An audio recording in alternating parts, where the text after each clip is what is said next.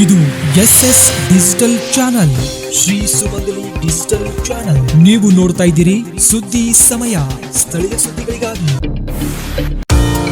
ಸುದ್ದಿ ಸಮಯದ ಪ್ರಾಯೋಜಕರು Mahalakshmi jewellers, gold hub, main road, Kalaburagi ಮತ್ತು ಅರುಜೀವ Kalaburagi. Welcome to Arujiva. Experience holistic wellness through Ayurveda, naturopathy, yoga, dhyan and satsang. A state-of-the-art gym, serene wellness spaces, a refreshing swimming pool, comfortable accommodations and a sprawling 30-acre green farm provides everything you need for your healing. Come, heal and rediscover yourself. Arujiva, where ancient wisdom meets modern wellness.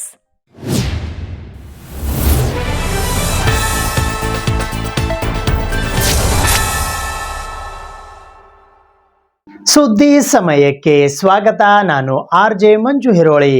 ರಾಜ್ಯದಲ್ಲಿ ತಾಲೂಕು ಆಸ್ಪತ್ರೆಗಳ ಬಲವರ್ಧನೆಗೆ 24 ಗಂಟೆಗಳ ಕಾಲ ಸೇವೆ ನೀಡಲು ಪ್ರಯತ್ನಿಸಲಾಗುವುದು ಎಂದು ಕರ್ನಾಟಕ ಸರ್ಕಾರದ ಆರೋಗ್ಯ ಮತ್ತು ಕುಟುಂಬ ಕಲ್ಯಾಣ ಇಲಾಖೆಯ ಸಚಿವರಾದ ದಿನೇಶ್ ಗುಂಡೂರಾವ್ ಅವರು ಹೇಳಿದ್ದಾರೆ. ಸಮುದಾಯ ಆರೋಗ್ಯ ಕೇಂದ್ರದಲ್ಲಿ ಇರುವ ಸ್ತ್ರೀ ರೋಗ ಅರಿವಳಿಕೆ ಮಕ್ಕಳ ತಜ್ಞ ವೈದ್ಯರನ್ನು ಸಮರ್ಪಕವಾಗಿ ಬಳಕೆ ಮಾಡಲು ಪುನರ್ ಸಂಘಟನೆ ಮಾಡಿ ದಿನದ 24 ಗಂಟೆಗಳ ಕಾಲ ತಾಲೂಕು ಹಂತದಲ್ಲಿಯೇ ಗುಣಮಟ್ಟದ ಆರೋಗ್ಯ ಸೇವೆ ಒದಗಿಸುವುದರ ಮೂಲಕ ತಾಲೂಕು ಆಸ್ಪತ್ರೆಗಳನ್ನು ಬಲವರ್ಧನೆ ಮಾಡಲಾಗುತ್ತಿದೆ ಎಂದು ಆರೋಗ್ಯ ಮತ್ತು ಕುಟುಂಬ ಕಲ್ಯಾಣ ಸಚಿವರಾದ ದಿನೇಶ್ ಗುಂಡೂರಾವ್ ಹೇಳಿದ್ದಾರೆ. ಅವರು ರವಿವಾರ ಕಲಬುರಗಿ ನಗರದ ಜಿಲ್ಲಾ ಪಂಚಾಯತ್ನ ಹೊಸ ಕಚೇರಿಯ ಸಭಾಂಗಣದಲ್ಲಿ ಪತ್ರಿಕಾಗೋಷ್ಠಿ ನಡೆಸಿ ಮಾತನಾಡಿ, ಹಲವು CHCಯಲ್ಲಿ ವಿಶೇಷವಾಗಿ ತಾಯಿ ಮಕ್ಕಳ ಆಸ್ಪತ್ರೆಯಲ್ಲಿ ಮಾಸಿಕ ಒಂದಂಕಿಯ ಹೆರಿಗೆ ಕಾಣುತ್ತೇವೆ. ಇಲ್ಲಿ ಕೆಲಸ ಕಡಿಮೆ ಇದ್ದು ಇಲ್ಲಿನ ವೈದ್ಯರನ್ನು ತಾಲೂಕಾ ಆಸ್ಪತ್ರೆಗೆ ಶಿಫ್ಟ್ ಮಾಡಲಾಗುತ್ತದೆ ಎಂದರು. ಒಟ್ಟಾರೆಯಾಗಿ ತಾಲೂಕಾ ಆಸ್ಪತ್ರೆಯಲ್ಲಿ ಕನಿಷ್ಠ ತಲಾ 2 ಸ್ತ್ರೀ ರೋಗ ಅರವಳಿಕೆ ಮಕ್ಕಳ ತಜ್ಞ ವೈದ್ಯರು ಮತ್ತು ಓರ್ವ ರೇಡಿಯಾಲಜಿಸ್ಟ್ ಇರುವಂತೆ ನೋಡಿಕೊಳ್ಳುವುದು ನಮ್ಮ ಉದ್ದೇಶವಾಗಿದ್ದು, ಈ ನಿಟ್ಟಿನಲ್ಲಿ ಈಗಾಗಲೇ ಕಾರ್ಯಕ್ರಮ ರೂಪಿಸಲಾಗಿದೆ. ಇದು ಅನುಷ್ಠಾನಗೊಂಡಲ್ಲಿ ಜಿಲ್ಲಾ ಆಸ್ಪತ್ರೆಗಳ ಮೇಲಿನ ಒತ್ತಡ ಕಡಿಮೆಯಾಗಲಿದೆ ಎಂದು ಅವರು ಅಭಿಪ್ರಾಯಪಟ್ಟರು. ಇಲಾಖೆಯಲ್ಲಿನ ಸರ್ಕಾರಿ ಆರೋಗ್ಯ ಕೇಂದ್ರಗಳಿಗೆ NQAS ಪ್ರಮಾಣೀಕೃತ ಯಂತ್ರೋಪಕರಣಗಳು ಮತ್ತು ಔಷಧಿಗಳು ನೀಡಲಾಗುತ್ತಿದ್ದು, ಇದನ್ನು ಸರಿಯಾಗಿ ಬಳಸಿಕೊಂಡು ಜನರಿಗೆ ಗುಣಮಟ್ಟದ ಸೇವೆ ನೀಡಬೇಕು.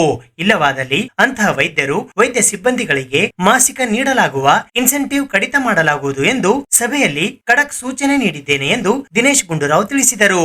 ಕಲ್ಯಾಣ ಕರ್ನಾಟಕ ಭಾಗದಲ್ಲಿ ಆರೋಗ್ಯ ಸುಧಾರಣೆಗೆ ಕಳೆದ ವರ್ಷ 1100 ಕೋಟಿ ರೂಪಾಯಿ ಅನುದಾನ ಒದಗಿಸಿದ್ದು, ಇದರಲ್ಲಿ ಆಸ್ಪತ್ರೆ ಮೇಲ್ದರ್ಜೆ, ಹೊಸದಾಗಿ PHC, CHC ಸ್ಥಾಪನೆ, ಮೂಲಸೌಕರ್ಯ ಒಳಗೊಂಡಿದೆ. ಕಲಬುರಗಿಯಲ್ಲಿನ ಆಹಾರ ಮತ್ತು ಔಷಧ ಪ್ರಯೋಗಾಲಯ ಕಚೇರಿಗೆ ಸ್ವಂತ ಕಟ್ಟಡ ಇಲ್ಲದ ಕಾರಣ ಹೊಸದಾಗಿ ಕಟ್ಟಡ ನಿರ್ಮಾಣಕ್ಕೆ ಪ್ರಸ್ತಾವನೆ ಸಲ್ಲಿಸುವಂತೆ ಅಧಿಕಾರಿಗಳಿಗೆ ಸಭೆಯಲ್ಲಿ ನಿರ್ದೇಶನ ನೀಡಿದ್ದು, ಪ್ರಸ್ತಾವನೆ ಬಂದ ಕೂಡಲೇ ಸೂಕ್ತ ಕ್ರಮ ತೆಗೆದುಕೊಳ್ಳಲಾಗುವುದು ಎಂದರು.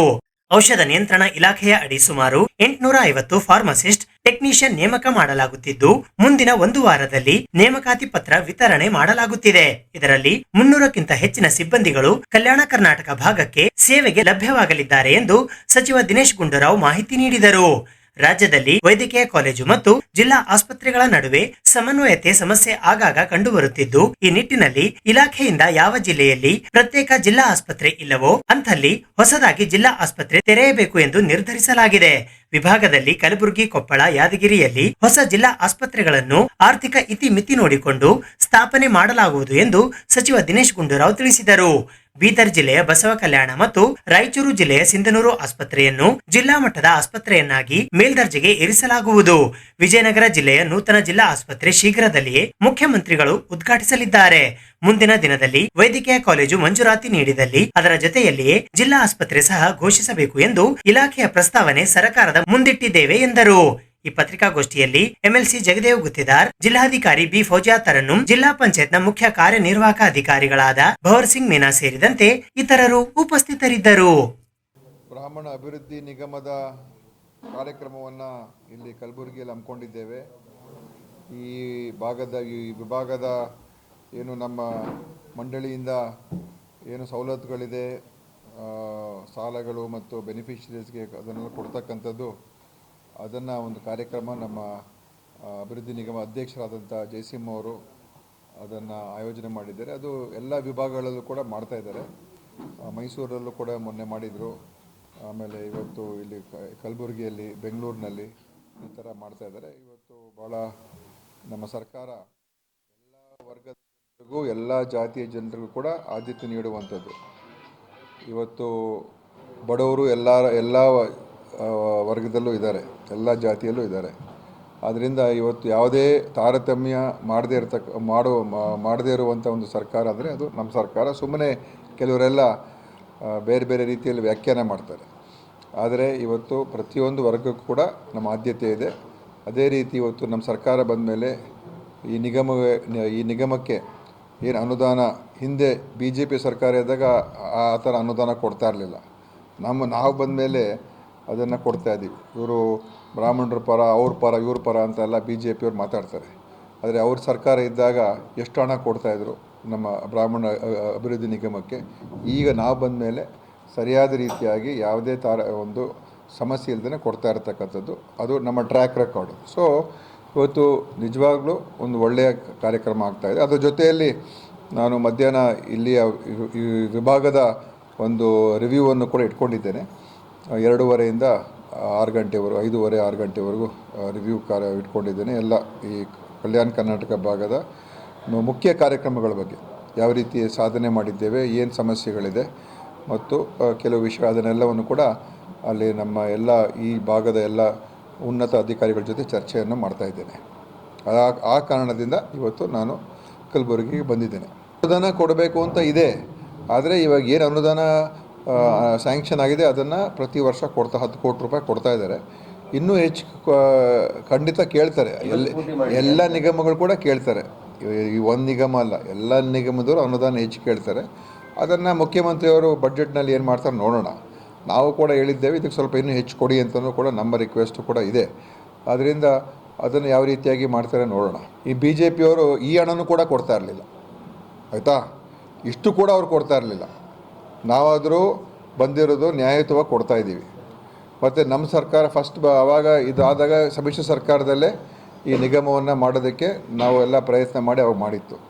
ಮತ್ತು ನಮ್ಮ ಸರ್ಕಾರ ಬಂದಮೇಲೆ ಈಗ ಅರ್ಚಕರಿಗೂ ಕೂಡ ನಾವು ತಸ್ತೀಕನ್ನು ಹೆಚ್ಚು ಮಾಡಿದ್ದೀವಿ. ಮೊನ್ನೆ ಸಿದ್ದರಾಮಯ್ಯ ಸಾಹೇಬರು ಅದನ್ನು ಹೆಚ್ಚು ಮಾಡಿದ್ರು. ನಾವು ಒಂದು ತಯಾರು ಮಾಡಿದ್ದೇವೆ, ಅದನ್ನು ಇವತ್ತು ನಮ್ಮ ಸರ್ಕಾರ ಅಡಾಪ್ಟ್ ಮಾಡಿಕೊಂಡಿದೆ. ಈಗ ಅದನ್ನು ಅಟೆಂಡೆನ್ಸ್ ಮಾರ್ಕಿಂಗ್ ಸಿಸ್ಟಮ್ ಮಾಡಿದ್ದೀವಿ. ಈಗಾಗಲೇ ಅದನ್ನು ಇವತ್ತು ರಿವ್ಯೂ ಮಾಡ್ತೀನಿ. ಅದಕ್ಕೆ 90%ಗಿಂತ ಹೆಚ್ಚು ಜನ ರಿಜಿಸ್ಟರ್ ಆಗಿದ್ದಾರೆ. ಅದು ಅವರ ಫೋನ್ಗಳ ಮುಖಾಂತರನೇ ನಮ್ಮ ಆ್ಯಪಲ್ಲಿ ಅವರ ಮುಖದ ಒಂದು ರೆಕಗ್ನಿಷನ್ನು ಆಗ್ತದೆ, ಅವ್ರ ಲೊಕೇಶನ್ನು ಕೂಡ ರಿಜಿಸ್ಟರ್ ಆಗ್ತದೆ. ಸೊ ಅದು 9 ಗಂಟೆಯಿಂದ 4 ಗಂಟೆ ಡ್ಯೂಟಿ ಇದ್ದರೆ 9 ಗಂಟೆಗೆ ಒಂದು ಸಲ ಮಾಡಬೇಕು, 4 ಗಂಟೆಗೆ ಒಂದು ಸಲ ಮಾಡಬೇಕು. ಅದು ರಿಜಿಸ್ಟರ್ ಆಗ್ತಕ್ಕಂಥದ್ದು ಕೂಡ ಈಗ ಚಾಲ್ತಿಯಲ್ಲಿದೆ. ಸೊ ಅದು ನಾವು ಇಂಪ್ಲಿಮೆಂಟ್ ಮಾಡಿ ಒಂದು 6 ತಿಂಗಳಾಗಿದೆ. ಸೊ ಈಗ ಎಲ್ಲನೂ ರಿಜಿಸ್ಟರ್ ಮಾಡಿದ್ದೀವಿ. ಮತ್ತು ಅದರ ಮುಖಾಂತರ ಈಗ ನಮ್ಮ ಒಂದು ಏನು ನಾವು ಕ್ರಿಯೇಟ್ ಮಾಡಿದ್ದೀವಿ, ಇದರಲ್ಲಿ ಏನು ಖರ್ಚಿಲ್ಲದೇ ಮಾಡುವಂಥ ಒಂದು ಅಟೆಂಡೆನ್ಸ್ ಮಾರ್ಕಿಂಗ್ ಸಿಸ್ಟಮ್. ಇದರಲ್ಲಿ ಬಯೋಮೆಟ್ರಿಕ್ ಇಲ್ಲ, ಎಕ್ವಿಪ್ಮೆಂಟ್ ಪರ್ಚೇಸ್ ಮಾಡುವಂಥದ್ದಿಲ್ಲ, ಏನೂ ಇಲ್ಲ. ಅವ್ರ ಫೋನ್ಗಳಲ್ಲೇ ಅವ್ರು ಮಾಡುವಂಥದ್ದು. ಸೊ ನಮ್ಮ ಸಿಸ್ಟಮನ್ನು ಈಗ ಶಿಕ್ಷಣ ಇಲಾಖೆಯೂ ಕೂಡ ಅಡಾಪ್ಟ್ ಮಾಡ್ತಾಯಿದ್ದಾರೆ. ಈಗ ಅವರು ಕೂಡ ಟೀಚರ್ಸ್ಗೆ ಅಟೆಂಡೆನ್ಸ್ ಸಿಸ್ಟಮನ್ನು ನಾವೇನು ಕ್ರಿಯೇಟ್ ಮಾಡಿದ್ದೀವಿ ನಮ್ಮ ಡಿಪಾರ್ಟ್ಮೆಂಟು, ಅದನ್ನು ಇವತ್ತು ಶಿಕ್ಷಣ ಇಲಾಖೆಯವರು ಕೂಡ ಅಳವಡಿಸಕ್ಕೆ ಹೊರಟಿದ್ದಾರೆ. ಇದ್ರ ಮುಖಾಂತರ ನಾವು ಅಟೆಂಡೆನ್ಸನ್ನು ಪಕ್ಕಾ ಮಾರ್ಕ್ ಮಾಡ್ತೀವಿ. ಅದನ್ನು ಅವರ ಸಂಬಳಕ್ಕೆ ಕೂಡ ಲಿಂಕ್ ಮಾಡ್ತೀವಿ. ಅಟೆಂಡೆನ್ಸ್ ಕಮ್ಮಿ ಆದರೆ ಅದರ ಪ್ರಕಾರ ನಾವು ಏನು ಕ್ರಮ ತಗೊಳ್ಳೋದು ಕೂಡ ಅದನ್ನು ಮಾಡ್ತೀವಿ. ಕಲಬುರಗಿ ಜಿಲ್ಲಾ ಕನ್ನಡ ಸಾಹಿತ್ಯ ಪರಿಷತ್ತು ವತಿಯಿಂದ ಕಲಬುರಗಿ ನಗರದ ಕನ್ನಡ ಭವನದಲ್ಲಿ ಬಸವರಾಜ ಸ್ವಾಮಿ ವಿರಚಿತ ಬಸವಗೀತೆ ಸತ್ಯ ಸಂವಾದ ಪುಸ್ತಕ ಲೋಕಾರ್ಪಣೆ ಕಾರ್ಯಕ್ರಮ ಹಮ್ಮಿಕೊಳ್ಳಲಾಗಿತ್ತು. ಕನ್ನಡ ಸಾಹಿತ್ಯ ಪರಿಷತ್ತು ಜಿಲ್ಲಾ ಘಟಕ ಕಲಬುರಗಿಯ ವತಿಯಿಂದ ಬಸವರಾಜ ಸ್ವಾಮಿ ವಿರಚಿತ ಬಸವಗೀತೆ ಸತ್ಯ ಸಂವಾದ 9 ಸಂಪುಟಗಳ ಗುಚ್ಛ ಪುಸ್ತಕ ಲೋಕಾರ್ಪಣೆ ಕಾರ್ಯಕ್ರಮವು ಕಲಬುರಗಿ ನಗರದ ಕನ್ನಡ ಭವನದಲ್ಲಿ ದಿನಾಂಕ 8ನೇ ಫೆಬ್ರವರಿ 2026ರಂದು ಸಂಜೆ 4 ಗಂಟೆಗೆ ಜರುಗಿತು. ಇದರ ಉದ್ಘಾಟನೆಗಾಗಿ ಕಲಬುರಗಿಯ ವಿಶ್ರಾಂತ ಪ್ರಾಚಾರ್ಯರಾದ ಡಾಕ್ಟರ್ ನೀಲಾಂಬಿಕಾ ಪೊಲೀಸ್ ಪಾಟೀಲ್ ಆಗಮಿಸಿದ್ದರು. ಪುಸ್ತಕ ಕುರಿತು ಮಾತನಾಡಲು ಕಲಬುರಗಿಯ ವಿಮರ್ಶಕರಾದ ಡಾಕ್ಟರ್ ಶ್ರೀಶೈಲ್ ನಾಗರಾಳ್ ಆಗಮಿಸಿದ್ದರು. ಮುಖ್ಯ ಅತಿಥಿಗಳಾಗಿ ಪ್ರೊಫೆಸರ್ RK ಹುಡಗಿ, ಕಲಬುರಗಿಯ ಪತ್ರಕರ್ತ ಲೇಖಕರಾದ ಡಾಕ್ಟರ್ ಶಿವರಂಜನ್ ಸತ್ಯಂಪೇಟೆ, ಕರ್ನಾಟಕ ಕಾರ್ಯನಿರತ ಪತ್ರಕರ್ತರ ಸಂಘದ ರಾಜ್ಯ ಉಪಾಧ್ಯಕ್ಷರಾದ ಭವಾನಿ ಸಿಂಗ್ ಎಂ ಠಾಕೂರ್ ಆಗಮಿಸಿದ್ದರು. ಗೌರವ ಉಪಸ್ಥಿತರಾಗಿ ಸುದ್ದಿಮೂಲ ಕನ್ನಡ ದಿನಪತ್ರಿಕೆ ರಾಯಚೂರಿನ ಸಂಪಾದಕರಾದ ಬಸವರಾಜ ಸ್ವಾಮಿ ಉಪಸ್ಥಿತರಿದ್ದರು. ಅಧ್ಯಕ್ಷತೆಯನ್ನು ಕನ್ನಡ ಸಾಹಿತ್ಯ ಪರಿಷತ್ತು ಕಲಬುರಗಿಯ ಗೌರವ ಕೋಶಾಧ್ಯಕ್ಷರಾದ ಶರಣರಾಜ ಚಪ್ಪರಬಂದಿ ವಹಿಸಿದ್ದರು. ಶಿವಾನಂದ ಅಣಜಗಿ ನಿರೂಪಣೆ ಮಾಡಿದರು. ಓದುವ ದಿನಮಾನಗಳಲ್ಲಿ ನೋಡಿದ್ದೇನೆ. ಯಾಕಂದರೆ ಅವ್ರ ವೃತ್ತಿ ಒಂದೇ, ನಮ್ಮ ತಂದೆಯವ್ರ ವೃತ್ತಿ ಒಂದೇ. ಇಬ್ಬರು ಪತ್ರಕರ್ತರೆ. ಅವ್ರು ಅವಾಗವಾಗ ಬಂದು ಮಾತಾಡೋ ಸಂಭಾಷಣೆ ಕೇಳ್ತಿದ್ದೆ ನಾನು. ಇವರು ತಮ್ಮ ಪತ್ರಿಕೆಯ ಪರಿಪಾಠಗಳನ್ನು ಹೇಳೋರು, ನಮ್ಮ ತಂದೆಯವರು ಅಗ್ನಿಯಾಮರ ಪತ್ರಿಕೆ ಪರಿಪಾಠಗಳನ್ನು ಹೇಳೋರು. ಅವ್ರು ಏನು ಮಾತಾಡ್ತಾರಂದ್ರೆ, ಯಾರನ್ನ ನಾವು ಮನುಷ್ಯನ ಬೆಳೆಸ್ಬೇಕಾಗಿತ್ತು, ಅವ್ರು ಹಾವು ಮಾಡಬೇಕಾಗಿತ್ತು ಅಂದ್ರೆ ಒಂದು ಹಳಿ ಲಾರಿ ಕೊಡಿಸ್ಬೇಕಂತ, ಇಲ್ಲಂದ್ರೆ ಪತ್ರಿಕೆ ತೆಗಿಯಕ್ಕೆ ಹೇಳ್ಬೇಕಂತ.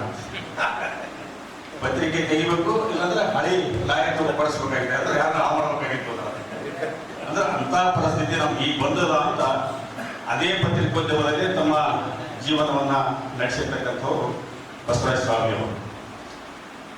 ಬಹುಶಃ ಕಳೆದ 38 ವರ್ಷಗಳಿಂದ ಸುದ್ದಿ ಮೂಲ ಅನ್ನುವಂಥ ಒಂದು ಪತ್ರಿಕೆಯನ್ನ, ಅದು ರಾಯಚೂರಿನ ಒಂದು ಮೂಲೆಯಲ್ಲಿ ಇಟ್ಕೊಂಡು ಇಡೀ ಕರ್ನಾಟಕದಾದ್ಯಂತ ಮಾಡಿಸಿರ್ತಕ್ಕಂಥ ಕೀರ್ತಿ ಬಸವರಾಜ ಸ್ವಾಮಿ ಅವರಿಗೆ ಸಲ್ತದೆ.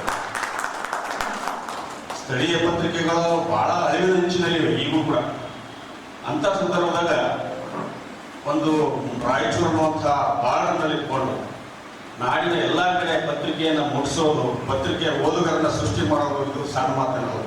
ಅಂತ ಸಾಹಸದ ಕೆಲಸವನ್ನ ಬಸವರಾಜ ಸ್ವಾಮಿ ಅವರು ಮಾಡಿದ್ದಾರೆ. ನಾನು ಹೇಳಿದಲ್ಲ ಹಾಗೆ PUC ಓದಾಗ್ಲಿಂದಲೂ ಶಾಪುರ್ಲಿಂದ ಸುದ್ದಿ ಕಳಿಸ್ತಿದ್ದೆ. ಯಾಕಂದ್ರೆ ಇವರು ನಮ್ಮ ತಂದೆಯವ್ರ ಫ್ರೆಂಡ್ ಅವರ ಅಂತ, ಅವರು ನಮ್ಮ ಮಾಸ್ತನ ಮಗ ಅಂತ ಅವರು ಸುದ್ದಿ ಹಾಕೊಂತಿದ್ರು. ನಾನೇ ತಿಳ್ಕೊಂಡ್ಬಿಟ್ಟಿದ್ದೆ, ಇವರು ಪತ್ರಿಕೋದ್ಯಮಿಗಳಾದ ಒಬ್ಬರು ಪತ್ರಕರ್ತರ ತಿಳ್ಕೊಂಡಿದ್ದೆ. ಬಾಂಧವರೇ, ಕಲಬುರಗಿ ಈಗ ಬರ್ತಾ ಬರ್ತಾ ನನ್ಗನ್ನಿಸ್ಲತ್ತದೆ ಪುಸ್ತಕಗಳ ಹಬ್ಬ ಆಗ್ತಾ ಇದೆ ಅಂತ. 8 ದಿನಕ್ಕೊಮ್ಮೆ ಪುಸ್ತಕ ಬಿಡುಗಡೆ ಆಗ್ತಾ ಇದ್ದಾವೆ, 15 ದಿವಸಕ್ಕೊಮ್ಮ, ಕಡೆಗೆ ತಿಂಗಳಿಗೊಮ್ಮ ಆದರೂ ಎಲ್ಲಾದರೂ ಕಲಬುರಗಿಯ ಒಂದು ಮೂಲೆಯಲ್ಲಿ ಪುಸ್ತಕ ಬಿಡುಗಡೆ ಕೊಡ್ತಾ ಇದೆ. ಇದು ಎಲ್ಲರ ಗಮನಕ್ಕೂ ಬಂದಿರುವಂತಹ ಒಂದು ವಿಷಯ. ಪುಸ್ತಕ ಬರೆದವರು ಎಲ್ಲಾದರೂ ಒಯ್ದು ಅದನ್ನ ಬಿಡುಗಡೆ ಮಾಡ್ತಾ ಇದ್ದಾರೆ. ಬಿಡುಗಡೆ ಮಾಡಲಾಗದವರು ಅದೆಷ್ಟೋ ಜನರು ಪುಸ್ತಕಗಳನ್ನ ಮನೆಯಲ್ಲಿ ಇಟ್ಟುಕೊಂಡು ಬರೀತಾ ಇದ್ದಾರೆ. ಯಾಕೆಂದ್ರೆ ಆ ಪುಸ್ತಕ ಏನು ಪ್ರತಿ ವರ್ಷ ಚಾಯ್ಸ್ ಮಾಡ್ತಾರ, ಅವ್ರು ಹೇಳ್ತಾ ಇದ್ರು, ಮೇಡಮ್ ನಿಮ್ ಕಲಬುರಗಿ ಯಾವುದೇ ಪುಸ್ತಕ ಹೆಸರಿಲ್ಲದವ್ರಿ ಅಂತ. ನಿಜವಾಗಿಯೂ ಇದು ಒಂದು ಪುಸ್ತಕದ ಹಬ್ಬವಾಗಿದೆ. ಇವತ್ತ ರಾಯಚೂರು ಮೂಲದವರು ಬಂದು ಕಲಬುರಗಿಯಲ್ಲಿ ಪುಸ್ತಕ ಬಿಡುಗಡೆ ಮಾಡ್ತಾ ಇದ್ದಾರಲ್ಲ, ಇದನ್ನೂ ಒಂದು ಕಲಬುರಗಿಯ ಪುಣ್ಯ ಅಂತ ನಾವು ಭಾವಿಸಬೇಕಾಗಿದೆ. ಯಾಕೆಂದ್ರೆ ಹೊಸ ಶೈಲಿಯ ಪುಸ್ತಕಗಳು ಅಲ್ಲಿ ಕುಂತು ನಾವೆಲ್ಲರೂ ಚರ್ಚೆ ಮಾಡ್ತಾ ಇದ್ದೀವಿ. ಬಸವಣ್ಣನವರ ವಚನಗಳನ್ನೇ ಆಯ್ದುಕೊಂಡು ಆ ವಚನಕ್ಕೆ ಅವರೇ ನಿರ್ವಚನ ಮಾಡುವಂತೆ ಒಂದು ಪ್ರಶ್ನೆ ಕಾಳಗೆ ಕೇಳ್ತಾಳೆ, ಒಂದು ಪ್ರಶ್ನೆ ಮಾತಾಡ ಚೆನ್ನೈನವರು ಕೇಳ್ತಾರೆ. ನಾನು ಇನ್ನೂ ಓದಿಲ್ಲ, ನಮ್ಮ ಸರ್ ಮಾಡ್ಬೋದು ಅದನ್ನು. ಈ ಎಲ್ಲರ ಮಧ್ಯದಲ್ಲಿ ಒಂದು ಪ್ರಶ್ನೆ ಎದ್ದು ಕಾಣ್ತಾ ಇದೆ. ಇಲ್ಲೆಲ್ಲರೂ ಪುಸ್ತಕ ಅಭಿಮಾನಿಗಳೇ ಇದ್ದೀರಿ. ಹುಡುಗಿ ಸರ್ ಅದಾರೆ. ಸರ್, ಭವಿಷ್ಯದಲ್ಲಿ ಪುಸ್ತಕಗಳ ಸ್ಥಾನ ಏನಿದೆ ಅಂತ, ಭವಿಷ್ಯತ್ತಿನಲ್ಲಿ ಈ ಬರೆದ ಪುಸ್ತಕಗಳ ಸ್ಥಾನ ಏನಿದೆ? 204 ಪುಟಗಳು ಸೇರಿ ಒಟ್ಟು 1571 ಪುಟಗಳ ವ್ಯಾಪ್ತಿಯಲ್ಲಿ ಈ ಬಸವಗೀತೆಯನ್ನು ಅನಾವರಣಗೊಂಡಿದೆ. 1ನೇ ಸಂಪುಟಕ್ಕೆ ಹೀಗೆ 9 ಸಂಪುಟಕ್ಕೆ ಒಬ್ಬೊಬ್ಬ ಚಿಂತಕರು, ಪ್ರಾಧ್ಯಾಪಕರು, ಸಾಹಿತಿಗಳು, ವಿಚಾರವಾದಿಗಳು ಇದಕ್ಕೆ ಗನ್ನುಡಿ ಮತ್ತು ಮುನ್ನುಡಿಯನ್ನು ಕೂಡ ಬರೆದಿದ್ದು ನಾವು ನೋಡ್ತೀವಿ. ಅದರಲ್ಲಿ ಬಹಳ ಪ್ರಮುಖವಾಗಿ ನಾವು ಗಮನಿಸಬೇಕಾಗಿರ್ತಕ್ಕಂಥದ್ದು ಕರ್ನಾಟಕ ಸಂಸ್ಕೃತ ವಿಶ್ವವಿದ್ಯಾಲಯದ ವಿಶ್ರಾಂತ ಕುಲಪತಿಗಳಾಗಿದ್ದಂಥ ಶ್ರೀ ಪ್ರೊಫೆಸರ್ ಮಲ್ಲಿಕುಳಂ ಜಿ ವೆಂಕಟೇಶ್ ಅವರಿಂದ ಹಿಡಿದುಕೊಂಡು ಸಾಹಿತಿಗಳಾಗಿರ್ತಕ್ಕಂಥ ಎಸ್ ಜಿ ಸಿದ್ದರಾಮಯ್ಯನವರು, ಎಸ್ ಜಿ ಮಹಾದೇವಪ್ಪ ಅವರು, ಆಮೇಲೆ ಲಕ್ಷ್ಮೀಶ್ ತೋಳ್ಪಾಡಿ ಅವರು, ವೀಣಾ ಬನ್ನಂಜಿ ಅವರು, ಹೀಗೆ ವೀರಣ್ಣ ರಾಜೂರವರು ಈ ಕೃತಿಗಳಿಗೆ ಮುನ್ನುಡಿಯನ್ನ ಬರೆದು ತಮ್ಮ ಅಭಿಪ್ರಾಯಗಳನ್ನು ಇಲ್ಲಿ ಕೊಟ್ಟಿದ್ದನ್ನು ನಾನು ಕೂಡ ಗಮನಿಸಿದ್ದೇನೆ. ಈ ಎಲ್ಲ ಮುನ್ನುಡಿಗಳನ್ನ ಮತ್ತು ಲೇಖಕರ ಭಿನ್ನಾದ ಮಾತುಗಳನ್ನ ನಾನು ನೋಡಿದಾಗ ನನಗೆ ಅನಿಸಿದ್ದೇನು ಅಂತಂದ್ರೆ, ಇದೊಂದು ಕನ್ನಡದಲ್ಲಿ ಒಂದು ವಿಶಿಷ್ಟವಾಗಿರ್ತಕ್ಕಂಥ ಪ್ರಯೋಗ ಮಾಡಿದ್ದಾರೆ. ಇದರ ಈ ರೀತಿಯಾದಂಥ ಬರಹಗಳು ನಾವು ಬೇರೆ ಬೇರೆ ಆಯಾಮಗಳಲ್ಲಿ ನಾವು ಓದಿದ್ದೇವೆ, ನೋಡಿದ್ದೇವೆ. ನಮಗೆ ದೇಹದಲ್ಲಿ ಪ್ರಮುಖವಾಗಿ ಎರಡು ಭಾಗಗಳಿವೆ. ಒಂದು ಜೀವನ, ಮತ್ತೊಂದು ಉಪಜೀವನ. ಜೀವನಕ್ಕಾಗಿ ಉಪಜೀವನದ ವ್ಯವಸ್ಥೆ ಕಲ್ಪಿಸಿಕೊಳ್ಬೇಕಾಗಿತ್ತು. ಆದರೆ ಇಡೀ ಪ್ರಪಂಚಕ್ಕೆ ಉಪಜೀವನ ಭಾಳ ಪ್ರಮುಖವಾಗಿದೆ. ಜೀವನ ಅದರ ಒಂದಂಶ ಕೂಡ ನಾವು ಹೋಗ್ತಾ ಇಲ್ಲ ಜೀವನಕ್ಕೆ. ಜೀವನ ಅಂದರೆ ಹೇಗಿರಬೇಕು ಅಂಥೇಳಿ ನಾವೇ ನಿರ್ಧಾರ ಮಾಡ್ಕೋಬೇಕು. ಉಪಜೀವನ ಅಡ್ಡಿ ಬರೋದರಿಂದ ಜೀವನ ಸಂಪೂರ್ಣ ಹಾಳಾಗಿದೆ. ಜೀವನ ಹೇಗಿದೆ ಅಂತಂದ್ರೆ ಅವರವರಿಗೆ ಗೊತ್ತಿದೆ, ನನ್ನ ಜೀವನ ಸರಿಯಾಗಿದೆಯೋ ಇಲ್ಲವೋ ಅಂತ, ನಾನು ಸರಿಯಾಗಿ ಜೀವಿಸ್ತಾ ಇದ್ದೀನೋ ಇಲ್ಲವೋ ಅಂಥೇಳಿ ಪ್ರತಿಯೊಬ್ಬ ಮನುಷ್ಯನಿಗೂ ಗೊತ್ತಿದೆ. ಈ ದೇಶದ ಪ್ರಧಾನಿ ಉಪರಾಷ್ಟ್ರಪತಿಯಿಂದ ಸಾಮಾನ್ಯ ಮನುಷ್ಯನಿಗೆ ಗೊತ್ತಿದೆ. ಆದರೆ ಅವರು ಚರಿತ್ರೆಯನ್ನು ದಾಖಲಿಸ್ತಾರೆ, ನಾವು ಚರಿತ್ರೆಯನ್ನು ಹೇಳ್ತೀವಿ. ಜ್ಞಾನಿಗಳು ಚರಿತ್ರ ಪುರುಷರಲ್ಲ, ಚರಿತ್ರಹೀನರು. ಅಂದರೆ ಇದು ಬೈಯುವಂಥ ಶಬ್ದ ಅಲ್ಲ, ಚರಿತ್ರೆಯನ್ನು ಕಡೆಗಣಿಸಿದವರು. ಸಿದ್ಧಾರ್ಥ ಚರಿತ್ರೆ ನಿರ್ಮಾಣ ಮಾಡಬೇಕಾಗಿದ್ದರೆ ತಾನು ಮತ್ತೊಬ್ಬ ರಾಜನೊಂದಿಗೆ ಯುದ್ಧ ಮಾಡಿ ಆ ರಾಜನನ್ನು ಕೊಂದು ರಾಜ್ಯ ವಿಸ್ತಾರ ಮಾಡೋದು ಚರಿತ್ರೆ ಇದು. ಆದರೆ ಇದರೊಳಗಿರ್ತಕ್ಕಂಥ ಶಕ್ತಿಯನ್ನು ನಾನು ಹೇಗೆ ಬಳಸ್ಕೋಬೇಕು ಅಂಥೇಳಿ ಕೆಲಸ ಮಾಡಿದಂಥ ಜ್ಞಾನಿಗಳು ಈ ದೇಶದಲ್ಲಿ ಭಾಳಷ್ಟು ಜನ ಇದ್ದಾರೆ. ಸಿದ್ಧಾರ್ಥನಿಂದ ಹಿಡಿದು ವರ್ಧಮಾನನಿಂದ ಹಿಡಿದು ಬಸವಾದಿ ಶರಣರಿಂದ ಹಿಡಿದು ಮತ್ತು ಆ ಎಲ್ಲ ಪ್ರಪಂಚದಲ್ಲಿ ಅಂದರೆ ಕೃಷ್ಣನ್ನ ಮತ್ತು ಪೈಗಂಬರನ್ನು ಕೂಡ ಗುರುತಿಸ್ಬೋದು ನಾವು. ಉರಿಲಿಂಗ ಪೆದ್ದಿ ಸಾಹಿತ್ಯ ಸಾಂಸ್ಕೃತಿಕ ವೇದಿಕೆ ಬೇಲೂರು ವತಿಯಿಂದ ಶರಣ ಉರಿಲಿಂಗ ಪೆದ್ದಿ ಮತ್ತು ಶರಣೆ ಕಾಳವೆ ಉತ್ಸವ ಪೂಜ್ಯ ಶ್ರೀ ಲಿಂಗೈಕ್ಯ ಶ್ರೀ ಶಿವಲಿಂಗೇಶ್ವರ ಶಿವಯೋಗಿಗಳವರ 57ನೆಯ ಪುಣ್ಯಸ್ಮರಣೆ ಹಾಗೂ ಪ್ರಥಮ ಪ್ರಕಾಶಕರ ಸಮ್ಮೇಳನದ ಸಮಾರೋಪ ಸಮಾರಂಭ ಜರುಗಿತು. ಉರಿಲಿಂಗ ಪೆದ್ದಿ ಸಾಹಿತ್ಯ ಸಾಂಸ್ಕೃತಿಕ ವೇದಿಕೆ ಬೇಲೂರು ವತಿಯಿಂದ ಶರಣ ಉರಿಲಿಂಗ ಪೆದ್ದಿ ಮತ್ತು ಶರಣೆ ಕಾಳವೆ ಉತ್ಸವ ಪೂಜ್ಯ ಶ್ರೀ ಲಿಂಗೈಕ್ಯ ಶಿವಲಿಂಗೇಶ್ವರ ಶಿವಯೋಗಿಗಳ 57ನೆಯ ಪುಣ್ಯಸ್ಮರಣೆ ಪ್ರಥಮ ಪ್ರಕಾಶಕರ ಸಮ್ಮೇಳನವು ಶನಿವಾರ ಮತ್ತು ರವಿವಾರ ದಿನಾಂಕ 7 ಮತ್ತು 8ನೇ ಫೆಬ್ರವರಿ 2026ರಂದು ಬೀದರ್ ಜಿಲ್ಲೆ ಹುಲಸೂರು ತಾಲೂಕಿನ ಬೇಲೂರು ಗ್ರಾಮದಲ್ಲಿ ಇರುವ ಉರಿಲಿಂಗ ಪೆದ್ದಿ ಮಠದಲ್ಲಿ ಹಮ್ಮಿಕೊಳ್ಳಲಾಗಿತ್ತು. ದಿನಾಂಕ 8ನೇ ಫೆಬ್ರವರಿ 2026ರ ರವಿವಾರದಂದು ಬೆಳಗ್ಗೆ 10 ಗಂಟೆಯಿಂದ ಮಧ್ಯಾಹ್ನ 12 ಗಂಟೆಯವರೆಗೆ ಜರುಗಿದ ಗೋಷ್ಠಿ 2ರಲ್ಲಿ ಲೇಖಕ, ಪ್ರಕಾಶಕ, ಓದುಗ, ಟಿಪ್ಪಣಿ ಮಂಡನೆಯ ಗೋಷ್ಠಿಯ ದಿವ್ಯ ಸಾನ್ನಿಧ್ಯವನ್ನು ಬೇಲೂರು ವಿರಕ್ತ ಮಠದ ಪೂಜ್ಯ ಶ್ರೀ ಶಿವಕುಮಾರ ಸ್ವಾಮೀಜಿ ವಹಿಸಿದ್ದರು. ಅಧ್ಯಕ್ಷತೆಯನ್ನು ಕಲಬುರಗಿಯ ಸಾಹಿತಿಗಳು ಮತ್ತು ಪ್ರಕಾಶಕರಾದ ಅಪ್ಪಾರಾವ್ ಅಕ್ಕೋಣಿ ವಹಿಸಿದ್ದರು.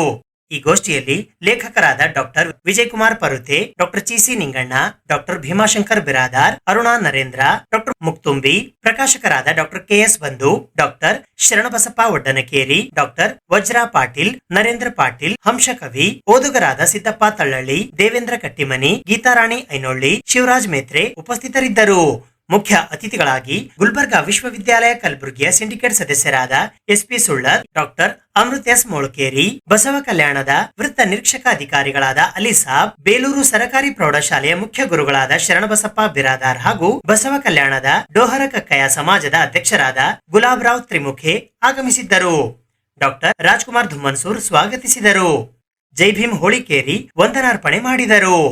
ಮಧ್ಯಾಹ್ನ 12:30ರಿಂದ 2 ಗಂಟೆಯವರೆಗೆ ಜರುಗಿದ ಗೋಷ್ಠಿ 3ರಲ್ಲಿ ಸಮ್ಮೇಳನಾಧ್ಯಕ್ಷರೊಂದಿಗೆ ಸಂವಾದದ ಅಧ್ಯಕ್ಷತೆಯನ್ನು ಬೆಂಗಳೂರಿನ ಅಭಿನವ ಪ್ರಕಾಶನದ ಎನ್ ರವಿಕುಮಾರ್ ವಹಿಸಿದ್ದರು.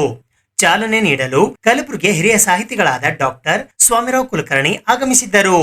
ಸಂಪಾದಕರಾದ Mahipala Reddy Munnur, doctor Kailas Doni, doctor Shulabai Hitavan, doctor Indubai Shinde, doctor Jaishen Prasad R, doctor MB Katti, MB Ningappa, professor Mallikarjun Palamar, doctor Shivaji Metre, Bhanudas Patil ಉಪಸ್ಥಿತರಿದ್ದರು. ಮುಖ್ಯ ಅತಿಥಿಗಳಾಗಿ ಬಸವ ಕಲ್ಯಾಣ ನಗರಸಭೆಯ ಪೌರಾಯುಕ್ತರಾದ ರಾಜು ಡಿ ಬಣಕಾರ್ ಕೆಎಂಎಸ್ ಹಾಗೂ ದಲಿತ ವಿದ್ಯಾರ್ಥಿ ಪರಿಷತ್ನ ಬೀದರ್ ಜಿಲ್ಲಾ ಸಂಚಾಲಕರಾದ ಸಂದೀಪ್ ಕಾಂಟೆ ಆಗಮಿಸಿದ್ದರು. ಮಧ್ಯಾಹ್ನ 2:30ರಿಂದ ಸಾಯಂಕಾಲ 5:30ರವರೆಗೆ ಜರುಗಿದ ಸಮಾರೋಪ, ಪ್ರಶಸ್ತಿ ಪ್ರದಾನ ಹಾಗೂ ಸನ್ಮಾನ ಸಮಾರಂಭದ ದಿವ್ಯ ಸಾನ್ನಿಧ್ಯವನ್ನು ಕೋಡ್ಲಾ ಮೈಸೂರಿನ ಉರಿಲಿಂಗ ಪೆದ್ದಿ ಸಂಸ್ಥಾನ ಮಠದ ಪೂಜ್ಯ ಶ್ರೀ ಜ್ಞಾನಪ್ರಕಾಶ ಸ್ವಾಮೀಜಿ ವಹಿಸಿದ್ದರು. ಸಮ್ಮೇಳನಾಧ್ಯಕ್ಷರ ನುಡಿಗಳನ್ನಾಡಲು ಕಲಬುರಗಿಯ ಪುಸ್ತಕೋದ್ಯಮಿಗಳಾದ ಡಾಕ್ಟರ್ ಬಸವರಾಜ್ ಜಿ ಕೋನೆಕ್ ಆಗಮಿಸಿದ್ದರು. ಮುಖ್ಯ ಅತಿಥಿಗಳಾಗಿ ಈಶ್ವರ್ ಬಿ ಖಂಡ್ರೆ ಹಾಗೂ ಬೆಂಗಳೂರಿನ ಪುಸ್ತಕ ವ್ಯಾಪಾರಿಗಳು ಮತ್ತು ಪ್ರಕಾಶಕರ ಸಂಘದ ಕಾರ್ಯದರ್ಶಿಗಳಾದ ಜಿಯಾ ಉದ್ದೀನ್ ಆಗಮಿಸಿದ್ದರು. ಇದೇ ವೇಳೆ ಬಳ್ಳಾರಿಯ ಪಲ್ಲವ ಪ್ರಕಾಶನದ ಪ್ರಕಾಶಕರಾದ ಎಂ ರಾಜೇಶ್ವರಿ ವೆಂಕಟೇಶ್ ಹಾಗೂ ಧಾರವಾಡದ ಸಾಹಿತಿಗಳಾದ ಡಾಕ್ಟರ್ ವೈಎಂ ಭಜಂತ್ರಿ ಇವರಿಗೆ ಉರಿಲಿಂಗ ಪೆದ್ದಿ ಪ್ರಶಸ್ತಿ ಹಾಗೂ ಬೆಂಗಳೂರಿನ ಸಾಮಾಜಿಕ ಚಿಂತಕರಾದ ಪದ್ಮಶ್ರೀ ರಾಗಂ ಇವರಿಗೆ ಕಾಳವ್ಯ ಪ್ರಶಸ್ತಿ ಪ್ರದಾನ ಮಾಡಲಾಯಿತು. ಅದೇ ರೀತಿ ಗದಗಿನ ವಿದ್ಯಾನಿಧಿ ಪ್ರಕಾಶನದ ಜಯದೇವ ವೈ ಮೆಣಸಗಿ, ಬೆಂಗಳೂರಿನ ಅಭಿನವ ಪ್ರಕಾಶದ ಎನ್ ರವಿಕುಮಾರ್, ಬೀದರ್ನ ಶಾರದಾ ಬುಕ್ ಡಿಪೋದ ಶಿವಲಿಂಗಪ್ಪ ಜಲಾದೆ, ಕಲಬುರಗಿಯ ಅಮರ ಪ್ರಕಾಶನದ ಶಶಿಕಲಾ ಬಿ ಪಾಟೀಲ್, ಕಲಬುರಗಿಯ ಶಿವಪುರ ಪ್ರಕಾಶನದ ನಾರಾಯಣ ಕುಲಕರ್ಣಿ, ಗದುಗಿನ ನಿರಂತರ ಪ್ರಕಾಶನದ ಎಸ್ ಮಕಾನ್ದಾರ್, ಬೀದರ್ನ ಧರಿನಾಡು ಕನ್ನಡ ಸಂಘದ ಅಧ್ಯಕ್ಷರಾದ ಗುರುಸಿದ್ದಪ್ಪ ಬೆರಾದಾರ್ ಹಾಗೂ ಬೀದರ್ನ ಪೂಜಾ ಪ್ರಕಾಶನದ ದೇವೇಂದ್ರ ಕುಮಾರ್ ವಲ್ಲೇಪುರೆ ಇವರಿಗೆ ಪ್ರಕಾಶಕರ ಪ್ರಶಸ್ತಿ ಪ್ರದಾನ ಮಾಡಲಾಯಿತು. ಡಾಕ್ಟರ್ ಗವಿಸಿದ್ದಪ್ಪ ಎಚ್ ಪಾಟೀಲ್ ಸ್ವಾಗತಿಸಿದರು. ಡಾಕ್ಟರ್ ಮಹಾದೇವ್ ಪೂಜಾರಿ ನಿರೂಪಣೆ ಮಾಡಿದರು. ಮಹಾಲಿಂಗ ದೇವರು ವಂದನಾರ್ಪಣೆ ಮಾಡಿದರು. ಈ ಸಂದರ್ಭದಲ್ಲಿ ಬೇಲೂರಿನ ಉರಿಲಿಂಗ ಪೆದ್ದಿ ಮಠದ ಪೀಠಾಧಿಪತಿಗಳಾದ ಪೂಜ್ಯಶ್ರೀ ಪಂಚಾಕ್ಷರಿ ಸ್ವಾಮೀಜಿ, ಕರ್ನಾಟಕ ಸರ್ಕಾರದ ಅರಣ್ಯ, ಪರಿಸರ, ಜೈವಿಕ ಮತ್ತು ಬೀದರ್ ಜಿಲ್ಲಾ ಉಸ್ತುವಾರಿ ಸಚಿವರು ಹಾಗೂ ಸ್ವಾಗತ ಸಮಿತಿಯ ಅಧ್ಯಕ್ಷರಾದ ಈಶ್ವರ್ ಖಂಡ್ರೆ, ಕಾರ್ಯಾಧ್ಯಕ್ಷರಾದ ಜಗನ್ನಾಥ ಚಿಲ್ಲಾಬಟ್ಟೆ, ಸಂಯೋಜಕರಾದ ಡಾಕ್ಟರ್ ಗವಿಸಿದ್ದಪ್ಪ ಎಚ್ ಪಾಟೀಲ್ ಸೇರಿದಂತೆ ಇತರರು ಉಪಸ್ಥಿತರಿದ್ದರು. ಈ ಒಂದು ವಿಷಯ ಲೇಖಕ, ಪ್ರಕಾಶಕ, ಓದುಗ, ಇದು ಪ್ರಕಾಶಕರ ಸಮ್ಮೇಳನ ಆಗಿದ್ದರಿಂದ ಅದು ವಿಶೇಷವಾಗಿ ಪುಸ್ತಕ ಬರೆಯುವವರು, ಪುಸ್ತಕ ಪ್ರಕಟಿಸುವವರು, ಪುಸ್ತಕ ಓದುವರು ತ್ರಿವೇಣಿ ಸಂಗಮದ ಹಿನ್ನೆಲೆಯಾಗಿ ಈ ವಿಷಯಗಳು ಯಾವ ರೀತಿಯಾಗಿ ಅವು ಹೊರಗೆ ಬರೋದರ ಜೊತೆಗೆ ಬೀಜ ಮೊಳಕೆಯಾಗಿ ಬೆಳೆಯಾಗಿ ಸಮಾಜಕ್ಕೆ ಯಾವ ರೀತಿಯಾಗಿ ತಲುಪ್ತಾ ಇದೆ, ಆ ನಿಟ್ಟಿನೊಳಗೆ 12ನೇ ಶತಮಾನದಲ್ಲಿ ಹೇಳಿರುವಂತಹ ಬಸವಣ್ಣನವರು ಇವನಾರವ ಇವನಾರವ ಇವನಾರವ ಎಂದೆನಿಸದಿರಯ್ಯ, ಇವ ನಮ್ಮವ ಇವ ನಮ್ಮವ ಇವ ನಮ್ಮವ ಎಂದೆನಿಸಯ್ಯ, ಕೂಡಲ ಸಂಗಮ ದೇವ ಇವ ನಮ್ಮ ಮನೆಯ ಮಗನೆಂದೆನಿಸಯ್ಯ ಅನ್ನುವ ಹಾಗೆ ಲೇಖಕರಾದಂಥವರು ಪ್ರತಿಯೊಬ್ಬರ ಅನುಭವಗಳನ್ನು ಆಸ್ವಾದನೆ ಮಾಡಿ ಅವರ ನೋವುಗಳಿಗೆ ಸ್ಪಂದನೆ ಮಾಡುವಂಥದ್ದು ಬಹಳ ಮುಖ್ಯವಾಗಿರ್ತದೆ. ಈ ಸಮ್ಮೇಳನದಲ್ಲಿ, ಪ್ರಕಾಶಕರ ಸಮ್ಮೇಳನದಲ್ಲಿ ಭಾಳ ವಿಶಿಷ್ಟವಾದಂಥ ಮತ್ತು ಯಾವುದೇ ಸಮ್ಮೇಳನಗಳಲ್ಲಿ ನಡೆಯಲಾರದಂತಹ ಒಂದು ವಿಶೇಷವಾದಂಥ ವೈಶಿಷ್ಟ್ಯಪೂರ್ಣವಾದಂತಹ ಗೋಷ್ಠಿ ಅಂದರೆ ತಪ್ಪಾಗಲಿಕ್ಕಿಲ್ಲ. ಇಂತಹ ಗೋಷ್ಠಿ ನನಗೆ ತಿಳಿದ ಮಟ್ಟಿಗೆ ನಾನು ಭಾಗವಹಿಸಿರ್ತಕ್ಕಂಥ ಯಾವುದೇ ಸಮ್ಮೇಳನಗಳಲ್ಲಿ ಒಬ್ಬ ಓದುಗನನ್ನು, ಒಬ್ಬ ಲೇಖಕನನ್ನು, ಒಬ್ಬ ಪ್ರಕಾಶಕನನ್ನು ಒಂದೇ ವೇದಿಕೆಗೆ ಕೂಡಿಸಿರ್ತಕ್ಕಂತಹ ದಾಖಲೆಗಳು ಯಾವ ಒಂದು ವಿಚಾರವನ್ನು ಇಟ್ಕೊಂಡು ಇಲ್ಲಿ ಮಾತನಾಡೋಕ್ಕೆ ಅವಕಾಶ ಮಾಡಿಕೊಡಲಾಗಿದೆ. ಈಗಾಗಲೇ ನಮ್ಮ ಸರ್ ಹೇಳಿದ ಹಾಗೆ ಈ ಮೂವರನ್ನು ಸೇರಿಸಿರ್ತಕ್ಕಂತಹ ಮೊಟ್ಟ ಮೊದಲ ವೇದಿಕೆ ಇದಾಗಿದೆ. ಹಿಂದೊಂದು ಕಾಲದ ಇತಿಹಾಸವನ್ನು ನೆನಪು ಮಾಡ್ಕೋಬೇಕಾದ್ರೆ ಓದುಗರಿಗೆ ಸ್ಥಾನಗಳಿರಲಿಲ್ಲ. ಒಂದೇ ವರ್ಗದವರು ಓದ್ತಾ ಇದ್ದರು, ಒಂದೇ ವರ್ಗದವರು ಮಾತ್ರ ಬರಿತಾ ಇದ್ದರು. ಹೆಚ್ಚಾಗಿ ಓದುವಂಥ ಹವ್ಯಾಸವನ್ನು ಬೆಳೆಸ್ಕೊಂಡಂಥವ್ರು, ಪುಸ್ತಕ ಪ್ರೇಮಿಗಳಾಗಿರುವಂಥವರು ಮಾತ್ರ ಬರೀಲಿಕ್ಕೆ ಸಾಧ್ಯ ಆಗ್ತದೆ, ಲೇಖಕರಾಗಲಿಕ್ಕೆ ಸಾಧ್ಯ ಆಗ್ತದೆ. ಯಾಕಂದರೆ ನಾನು ನೋಡಿರೋ ಪ್ರಕಾರ ನಮ್ಮ ಮನೆಯವರು ಶ್ರೀ ಬಸವರಾಜ ಐನೋಳಿಯವರು ಸದಾ ಓದ್ತಾನೆ ಇರ್ತಾರೆ. ಅವರು ಜೊತೆಗೆ ಬರಿತಾ ಇರ್ತಾರೆ. ಅವರು ಈಗಾಗಲೇ 16 ಪುಸ್ತಕಗಳ ಲೇಖಕರಾಗಿದ್ದಾರೆ. ಜೊತೆಗೆ ಪ್ರಕಾಶಕರು ಕೂಡ ಅವರೇ, ಅಂದರೆ ಸ್ವಂತ ಖರ್ಚಿನಲ್ಲೇ ಭಾಳಷ್ಟು ಪುಸ್ತಕಗಳನ್ನು ಅವರು ಹೊರತಂದಿದ್ದಾರೆ. ಸಮಾಜವನ್ನು ಪರಿವರ್ತನೆ ಮಾಡುವಂಥ ಆ ಒಂದು ಬರಹದಿಲ್ಲರ ಶಕ್ತಿ, ಆ ಪೆನ್ ಏನಿದೆ ಅದು ಒಂದು ಖಡ್ಗ. ಏನು ಆ ಖಡ್ಗ, ಅದು ಖಡ್ಗವನ್ನು ತಗೊಂಡು ಹೋರಾಡೋವನ್ನೇ ಯಾರು? ಈ ಸಾಹಿತಿ.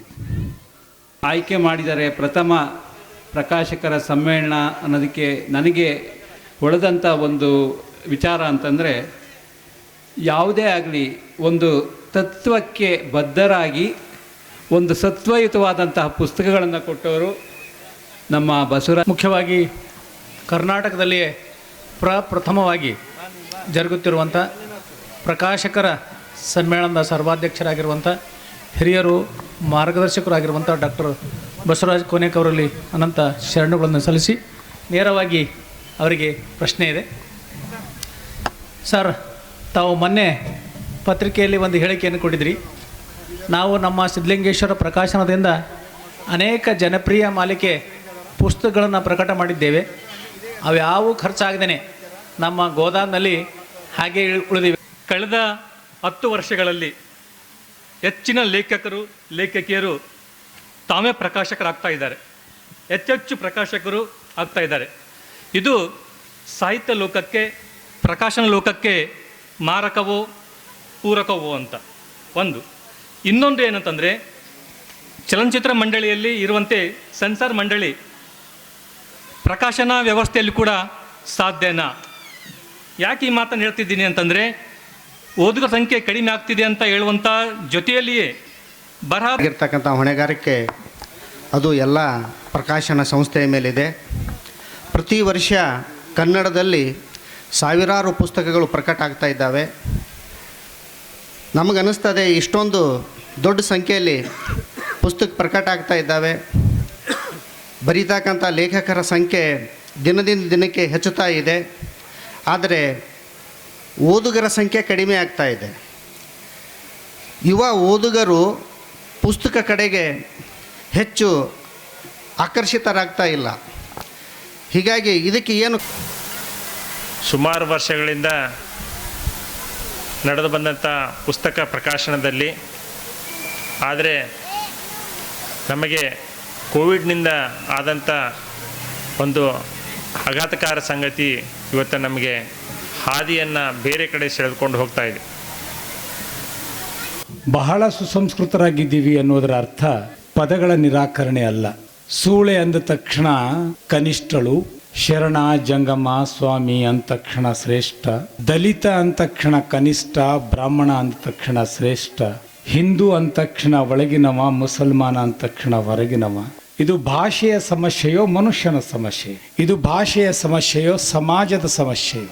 ಈ ಸಮಾಜಕ್ಕೆ ಸಂತರು, ದಾರ್ಶನಿಕರು, ವಿಜ್ಞಾನಿಗಳು, ಸಾಹಿತಿಗಳು ಯಾವ ಪ್ರಮಾಣದ ಸೇವೆಯನ್ನು ಸಲ್ಲಿಸಿದರೋ ಅಂಥದೇ ಸೇವೆಯನ್ನು ಸೂಳೆಯರೂ ಸಲ್ಲಿಸಿದರು. ಪಂಚಾಕ್ಷರಿ ಸ್ವಾಮೀಜಿಗಳು ಹಾಕೊಂಡಿದ್ದಾರೆ ಅಂತ ಹೇಳಿದರೆ ಅದು ಬಸವಣ್ಣನವರ ಈ ಕೆಂಪು ಮಣ್ಣಿನ ನೆಲದಲ್ಲಿ ಬಹಳ ಪ್ರಗತಿಪರವಾಗಿರ್ತಕ್ಕಂಥ ಮತ್ತು ಬಹಳ ವೈಚಾರಿಕವಾಗಿರ್ತಕ್ಕಂಥ ಸಮ್ಮೇಳನಗಳನ್ನು ಈ ಶ್ರೀಮಠದಲ್ಲಿ ಅವರು ಮಾಡ್ತಾ ಬಂದಿದ್ದಾರೆ. ಈ ಮಠ ಬಹಳ ಗರೀಬರ ಮಠ ಅಂತಲೇ ನಾವು ಹೇಳಬೇಕು. ಈ ಮಠಕ್ಕೆ ಯಾವುದೇ ರೀತಿಯ ಸೌಲಭ್ಯಗಳಿಲ್ಲ, ಸರ್ಕಾರದಿಂದ ಅನುದಾನ ಇಲ್ಲ. ಆದರೆ ನಮ್ಮ ಪಂಚಾಕ್ಷರಿ ಸ್ವಾಮೀಜಿಯವರಲ್ಲಿರ್ತಕ್ಕಂಥ ಆತ್ಮಸ್ಥೈರ್ಯ, ನಾನು ಏನಾದರೂ ಮಾಡಲೇಬೇಕು ಅನ್ನುವಂಥ ಒಂದು ಛಲ ಅವರನ್ನು ಇವತ್ತು 18 ಸಮ್ಮೇಳನಗಳನ್ನು ಮಾಡುವುದರ ಮೂಲಕ ಇವತ್ತು ಇಡೀ ಕರ್ನಾಟಕದಲ್ಲೇ ಯಾರಾದರೂ ಒಬ್ಬ ಪ್ರಗತಿಪರ ಮಠ ಇದೆ ಅಂತ ಹೇಳಿದರೆ ಅದು ಉರಿಲಿಂಗಪೆದ್ದಿ ಮಠ ಅನ್ನುವಂಥದ್ದನ್ನು ನಾನು ಬಹಳ ಹೆಮ್ಮೆಯಿಂದ ಈ ಸಂದರ್ಭದಲ್ಲಿ ಹೇಳೋದಕ್ಕೆ ಇಚ್ಛೆ ಪಡ್ತೇನೆ. ಒಂದು ಸಮಾನತೆಯ ಕ್ರಾಂತಿ ಮಾಡಿದಂಥ ನೆಲದಲ್ಲಿ ನಮ್ಮ ಉರ್ಲಿಂಗ್ ಪೆದ್ದೆಯವರು ಅವರೇನು ವಚನಗಳ ಮುಖಾಂತರ ಸಮಾಜದಲ್ಲಿ ಸಮಾನತೆ ಹರಿಕಾರರಾಗಿ ಇಂದು ನಮಗೆ ಮಾದರಿಯಾಗಿದ್ದಾರೆ. ಅಂಥ ಒಂದು ಮಠದ ಶಾಖೆಗಳು ಇವತ್ತು ನಾನು ಉಸ್ತುವಾರಿ ಸಚಿವರಿಗೆ ಹಾಗೂ ಸಂಬಂಧಪಟ್ಟಿದವರಿಗೆ ನಾನು ಹೇಳಬಯಸ್ತಾ ಇದ್ದೀನಿ. ನಾನು ಕೂಡ ಬಾಲ್ಕಿ ತಾಲೂಕಿನ ಕೋಟಗಿರ ಗ್ರಾಮದವನಾಗಿದ್ದು ನಮ್ಮ ಗ್ರಾಮದಲ್ಲಿ ಕೂಡ ಉರ್ಲಿಂಗ್ ಪೆದ್ದೆಯ ಒಂದು ಮಠದ ಶಾಖೆ ಇದೆ. ಹಾಗಾಗಿ ಗುರುಗಳದು ನಮ್ಮದು ಹೇಗೆ ಪರಿಚಯ ಪಂಚಾಕ್ಷರಿ ಸ್ವಾಮಿಗಳದ್ದು ಅಂತ ಹೇಳಿದ್ರೆ, ನಮ್ಮ ಸನ್ಮಾನ್ಯ ಶ್ರೀ ಈಶ್ವರ್ ಖಂಡ್ರೆ ಸಾಹೇಬರು ಉಸ್ತುವಾರಿ ಸಚಿವರ ಕಾರ್ಯಕರ್ತನಾಗಿ ಇವತ್ತು ಬಾಜೋಗ ಗ್ರಾಮದಲ್ಲಿ ಬಾಬಾ ಸಾಹೇಬ್ ಅಂಬೇಡ್ಕರ್ ಅವರ ಮೂರ್ತಿ ಅನಾವರಣ ಕಾರ್ಯಕ್ರಮದ ಜವಾಬ್ದಾರಿ ಸಾಹೇಬರು ನನಗೆ ವಹಿಸಿದ್ರು. ಆ ಕಾರ್ಯಕ್ರಮದಲ್ಲಿ ಗುರುಗಳು ಕೂಡ ಸಾನ್ನಿಧ್ಯವನ್ನು ವಹಿಸಿದಾಗ ಅಲ್ಲಿ ಉಸ್ತುವಾರಿ ಸಚಿವರ ಆ ಒಂದು ಕಾರ್ಯಕ್ರಮ ನೋಡಿಬಿಟ್ಟು ಗುರುಗಳು ಅಂದೇ ಹೇಳಿದ್ರು, ನೋಡಪ್ಪ ನಾನು ಬೇಲೂರಿನಲ್ಲಿ ಇರ್ತೀರ ಒಂದು ಮಾದರಿಯ ಒಂದು ಸಮ್ಮೇಳನಗಳನ್ನು ಮಾಡ್ತೀನಿ, ಜನರಿಗೆ ಜಾಗೃತಿ ಮಾಡಲಿಕ್ಕೆ ಈ ಕಾರ್ಯಕ್ರಮ ಮಾಡ್ತಿದ್ದೀನಿ, ಆ ಕಾರ್ಯಕ್ರಮದಲ್ಲಿ ತಾನು ಬರಬೇಕು ಪಾಲ್ಗೊಳ್ಳಕ್ಕೆ ಹೇಳಿ ನನಗೆ ಪ್ರಚಾರ ಸಮಿತಿದು ಮಾಡಿದ್ರು.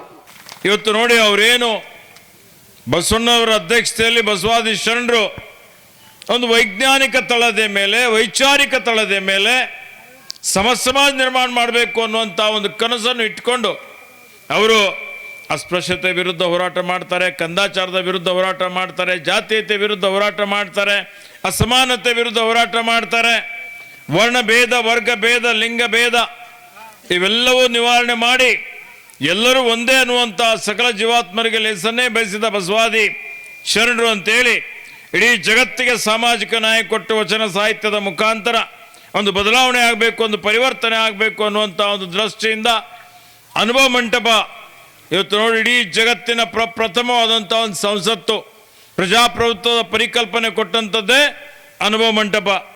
ಶ್ರೀ ಜಗದ್ಗುರು ರೇಣುಕಾಚಾರ್ಯ ಜಯಂತ್ಯೋತ್ಸವ ಜಿಲ್ಲಾ ಸಮಿತಿ ಕಲಬುರಗಿಯ ವತಿಯಿಂದ ಅಖಿಲ ಭಾರತ ವೀರಶೈವ ಲಿಂಗಾಯತ ಮಹಾಸಭಾದ ಕಲಬುರಗಿಯ ಜಿಲ್ಲಾಧ್ಯಕ್ಷರಾದ ಡಾಕ್ಟರ್ ಶರಣಕುಮಾರ್ ಮೋದಿಯವರು ಪತ್ರಿಕಾಗೋಷ್ಠಿಯನ್ನು ನಡೆಸಿದರು.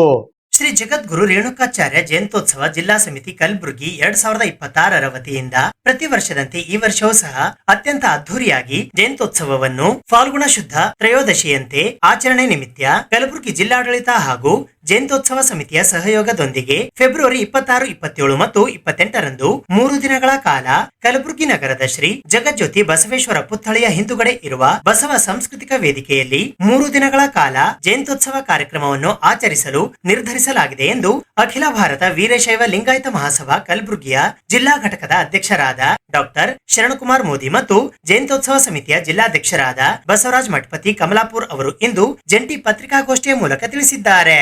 ಈ ಪತ್ರಿಕಾಗೋಷ್ಠಿಯಲ್ಲಿ ಜ್ಯೋತಿ ಹಿರೇಮಠ್, ಸತೀಶ್ ದಿಗಾಂವ್ಕರ್, ಸೋಮಶೇಖರ್ ಹಿರೇಮಠ್, ನಾಗಲಿಂಗಯ್ಯ ಮಠಪತಿ, ಶ್ರೀನಿವಾಸ್ ಸೇರಿದಂತೆ ಇತರರು ಉಪಸ್ಥಿತರಿದ್ದರು. 2026 ಇಸ್ವಿಯ ಶ್ರೀ ಜಗದ್ಗುರು ರೇಣುಕಾಚಾರ್ಯ ಜಯಂತ್ಯೋತ್ಸವ ಜರುಗಲಿದೆ. ಶ್ರೀ ಜಗದ್ಗುರು ರೇಣುಕಾಚಾರ್ಯ ಜಯಂತ್ಯೋತ್ಸವ ಜಿಲ್ಲಾ ಸಮಿತಿ ಕಲಬುರಗಿ 2026 ವತಿಯಿಂದ ಪ್ರತಿ ವರ್ಷದಂತೆ ಈ ವರ್ಷವೂ ಸಹ ಅತ್ಯಂತ ಅದ್ಧೂರಿಯಾಗಿ ಹಾಗೂ ಅರ್ಥಪೂರ್ಣವಾಗಿ ಜಯಂತ್ಯೋತ್ಸವವನ್ನು ಆಚರಿಸಲು ನಿರ್ಧರಿಸಲಾಗಿದೆ. ಪ್ರತಿ ವರ್ಷದಂತೆ ಫಾಲ್ಗುಣ ಶುದ್ಧ ತ್ರಯೋದಶಿಯಂತೆ ಆಚರಣೆ ನಿಮಿತ್ತ ಕಲಬುರಗಿ ಜಿಲ್ಲಾಡಳಿತ ಹಾಗೂ ಜಯಂತ್ಯೋತ್ಸವ ಸಮಿತಿಯ ಸಹಯೋಗದೊಂದಿಗೆ ಫೆಬ್ರವರಿ 26, 27 ಮತ್ತು ಫೆಬ್ರವರಿ 28ರಂದು 3 ದಿನಗಳ ಕಾಲ ಕಲಬುರಗಿಯ ಶ್ರೀ ಜಗಜ್ಯೋತಿ ಬಸವೇಶ್ವರ ಪುತ್ಥಳಿಯ ಹಿಂದುಗಡೆ ಇರುವ ಬಸವ ಸಂಸ್ಕೃತಿ ವೇದಿಕೆಯಲ್ಲಿ 3 ದಿನಗಳ ಕಾಲ ಜರುಗುವ ಕಾರ್ಯಕ್ರಮಕ್ಕೆ ಅಖಿಲ ಭಾರತ ವೀರಶೈವ ಲಿಂಗಾಯತ ಮಹಾಸಭಾದ ರಾಷ್ಟ್ರೀಯ ಅಧ್ಯಕ್ಷರಾಗಿ ಕಾರ್ಯನಿರ್ವಹಿಸಿ ಸಮಾಜಕ್ಕಾಗಿ ಹಗಲಿರುಳು ಶ್ರಮಿಸಿದ ಸಮುದಾಯದ ಪ್ರಗತಿಯಲ್ಲಿ ಬಹುದೊಡ್ಡ ಪಾತ್ರ ನಿರ್ವಹಿಸಿದ ಮೂವರು ಸ್ಮರಣೀಯ ಕಲಬುರಗಿ ಮಹಾದಾಸೋಹಿ ಶ್ರೀ ಶರಣಬಸಪ್ಪ ಅಪ್ಪ ವಿದ್ಯಾಭಂಡಾರಿ ಹಾಗೂ ಡಾಕ್ಟರ್ ಶರಣಬಸಪ್ಪ ಅಪ್ಪ ವೇದಿಕೆ 26ರಂದು, ಅದೇ ರೀತಿ ದಿವಂಗತ ಲಿಂಗೈಕ ಶಾಮನೂರು ಶಿವಶಂಕರಪ್ಪರ ವೇದಿಕೆ ದಿನಾಂಕ 27 ಫೆಬ್ರವರಿಯಂದು, ಲೋಕನಾಯಕ ಶತಾಯುಷಿಗಳಾದಂಥ ಲಿಂಗೈಕ ಭೀಮಣ್ಣ ಖಂಡ್ರೆಯವರ ವೇದಿಕೆ ಫೆಬ್ರವರಿ 28ರಂದು ನಾಮಕರಣ ಮಾಡಲಾಗಿದೆ. ಪ್ರತಿದಿನ ಸಾಯಂಕಾಲ 6ರಿಂದ 8 ಗಂಟೆವರೆಗೆ ಶ್ರೀ ಜಗದ್ಗುರು ರೇಣುಕಾಚಾರ್ಯ ಸಮಾಜೋಧಾರ್ಮಿಕ ಕೊಡುಗೆಗಳ ಕುರಿತು ವಿಶೇಷ ಉಪನ್ಯಾಸ ಕಾರ್ಯಕ್ರಮವನ್ನು ಬೀದರ್ ಜಿಲ್ಲೆಯ ಘೋಟಾ ಮತ್ತು ಬೇಮಳಖೇಡ್ ಸಂಸ್ಥಾನದ ಹಿರೇಮಠದ ಪೂಜ್ಯ ಶ್ರೀ ಶಟಸ್ಥಲ ಬ್ರಹ್ಮಿ ಡಾಕ್ಟರ್ ರಾಜಶೇಖರ್ ಶಿವಾಚಾರ್ಯರು ಮಹಾಸ್ವಾಮಿಗಳು ಉಪನ್ಯಾಸ ನೀಡಲಿದ್ದು, 3 ದಿನಗಳ ಕಾಲ ಜರುಗುವ ಕಾರ್ಯಕ್ರಮಕ್ಕೆ ಕಲಬುರಗಿ ಜಿಲ್ಲೆಯ ಹರಗುರು ಚರಮೂರ್ತಿಗಳು, ಸಚಿವರು, ಶಾಸಕರು, ರಾಜಕೀಯ ಧುರೀಣರು, ಗಣ್ಯಮಾನರು, ಸಾಧಕರು ಹಾಗೂ ವೀರಶೈವ ಲಿಂಗಾಯತ ಸಮಾಜದ ಬಾಂಧವರು ಶ್ರೀ ಜಗದ್ಗುರು ರೇಣುಕಾಚಾರ್ಯ ಸದ್ಭಕ್ತರು ಭಾಗವಹಿಸಲಿದ್ದಾರೆ. ಸುದ್ದಿ ಇನ್ನು ಇವೆ, ಸದ್ಯಕ್ಕೆ ಬ್ರೇಕ್. ಇದು ಎಸ್ಎಸ್ ಡಿಜಿಟಲ್ ಚಾನಲ್, ಶ್ರೀ ಸುಮಂಗಲಿ ಡಿಜಿಟಲ್ ಚಾನಲ್. ನೀವು ನೋಡ್ತಾ ಇದ್ದೀರಿ ಸುದ್ದಿ ಸಮಯ, ಸ್ಥಳೀಯ ಸುದ್ದಿಗಳಿಗಾಗಿ. ಸುದ್ದಿ ಸಮಯದ ಪ್ರಾಯೋಜಕರು Mahalakshmi jewellers, gold hub, main road, Kalaburagi ಮತ್ತು ಅರುಜೀವ Kalaburagi. Welcome to Arujiva. Experience holistic wellness through Ayurveda, naturopathy, yoga, dhyan, and satsang. A state-of-the-art gym, serene wellness spaces, a refreshing swimming pool, comfortable accommodations, and a sprawling 30-acre green farm provides everything you need for your healing. Come, heal, and rediscover yourself. Arujiva, where ancient wisdom meets modern wellness.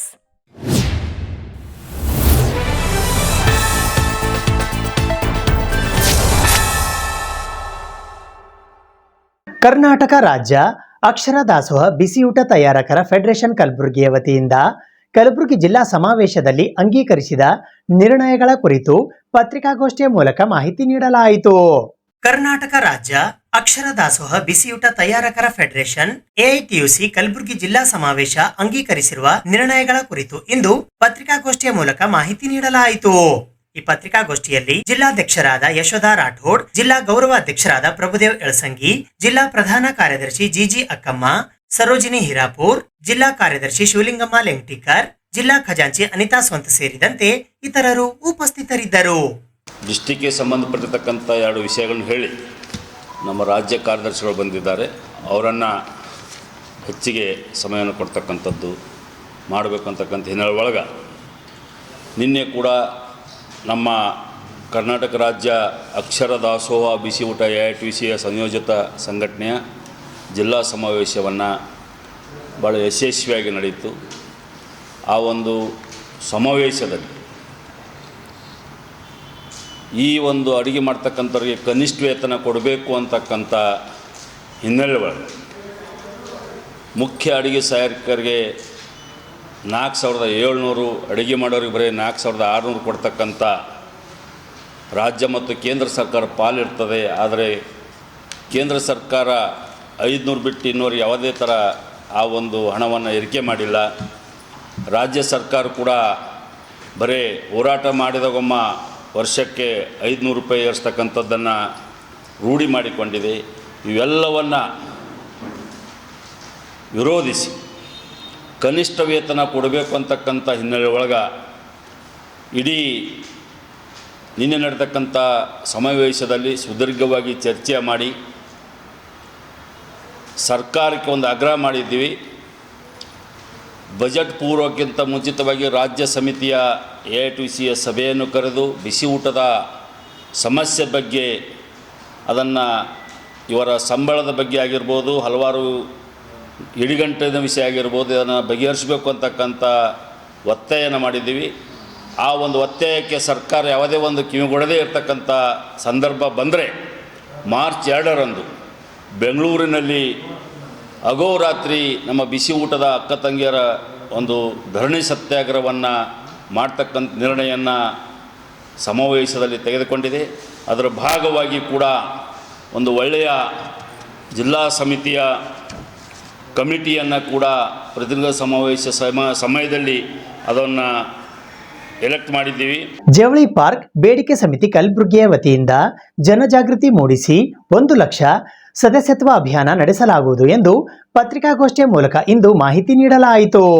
ಜವಳಿ park ಬೇಡಿಕೆ ಸಮಿತಿಯ ಪದಾಧಿಕಾರಿಗಳು ಹಳ್ಳಿಗೆ ತೆರಳಿ ಆಗುತ್ತಿರುವ ಅನ್ಯಾಯದ ಬಗ್ಗೆ ತಿಳಿಸಿ ಜನಜಾಗೃತಿ ಮೂಡಿಸಿ 1 ಲಕ್ಷ ಸದಸ್ಯತ್ವ ಅಭಿಯಾನ ಮಾಡಲಾಗುವುದು. ಈ ಅಭಿಯಾನಕ್ಕೆ ಕಲಬುರಗಿ ಭಾಗದ ಹಳ್ಳಿಯ ಸ್ವಾಭಿಮಾನಿ ನಿಸ್ವಾರ್ಥ ಯುವಕ ಯುವತಿಯರು, ಸಂಘ ಸಂಸ್ಥೆಗಳು ಬೆಂಬಲಿಸಬೇಕಾಗಿ ಜವಳಿ ಪಾರ್ಕ್ ಬೇಡಿಕೆ ಸಮಿತಿ ಕಲಬುರಗಿಯ ಅಧ್ಯಕ್ಷರಾದ ಮಲ್ಲಿಕಾರ್ಜುನ್ ಸಾಮ್ರಾಟ್ ಅವರು ಇಂದು ಪತ್ರಿಕಾಗೋಷ್ಠಿಯ ಮೂಲಕ ಮನವಿ ಮಾಡಿದ್ದಾರೆ. ಈ ಪತ್ರಿಕಾಗೋಷ್ಠಿಯಲ್ಲಿ ಕಾರ್ಯದರ್ಶಿಗಳಾದ ಬಾಬುರಾಯ್ ಹಾಲಕಾಯಿ, ಮಲ್ಲಿಕಾರ್ಜುನ ಅವಂಟಗಿ, ಮಾಳಪ್ಪ ಪೂಜಾರಿ, ಅಣವೀರ್ ಬೆಳಗುಂಪಿ, ಶರಣು ಅವಂಟಗಿ ಸೇರಿದಂತೆ ಇತರರು ಉಪಸ್ಥಿತರಿದ್ದರು. ಕರ್ನಾಟಕ ಭಾಗದಲ್ಲಿ ಕಲಬುರಗಿ ಜನರಿಗೆ 1 ಲಕ್ಷಕ್ಕೂ ಅಧಿಕ ಉದ್ಯೋಗ ಸೃಷ್ಟಿ ಮಾಡುವ ಯೋಜನೆ PM ಮಿತ್ರ ಟೆಕ್ಸ್ಟೈಲ್ ಜವಳಿ ಪಾರ್ಕ್. ಇದು 2028/3/2023ರಂದು ಬಸವರಾಜ ಬೊಮ್ಮಾಯಿ ಮುಖ್ಯಮಂತ್ರಿ ಇದ್ದಾಗ, ಅಂದರೆ BJP ಸರ್ಕಾರ ಇದ್ದಾಗ ಕಲಬುರಗಿಯಲ್ಲಿ PM ಮಿತ್ರ ಜವಳಿ ಪಾರ್ಕ್ ಯೋಜನೆಗೆ ಅವತ್ತು ಚಾಲನೆಯನ್ನು ಕೊಡ್ತಾರೆ. 2023ಕ್ಕೆ ಒಂದು ಚಾಲನೆ ಕೊಟ್ಟಂಥ ಯೋಜನೆ ಜವಳಿ ಪಾರ್ಕ್ ಇಲ್ಲಿವರೆಗೂ ಸಹ ಅತ್ತ ಕಡೆ ಯಾವುದೇ ಅಧಿಕಾರಿಗಳು, ರಾಜಕಾರಣಿಗಳು ಗಮನ ಹರಿಸ್ತಾ ಇಲ್ಲ. ಹಾಗಾಗಿ ಈ ಪ್ರತಾಪಾದ್ ಸರ್ಕಲ್ನ ಸುತ್ತಮುತ್ತ ಇರ್ತಕ್ಕಂಥ ಎಲ್ಲ ಗ್ರಾಮಸ್ಥರು, ಗ್ರಾಮದ ಇವತ್ತು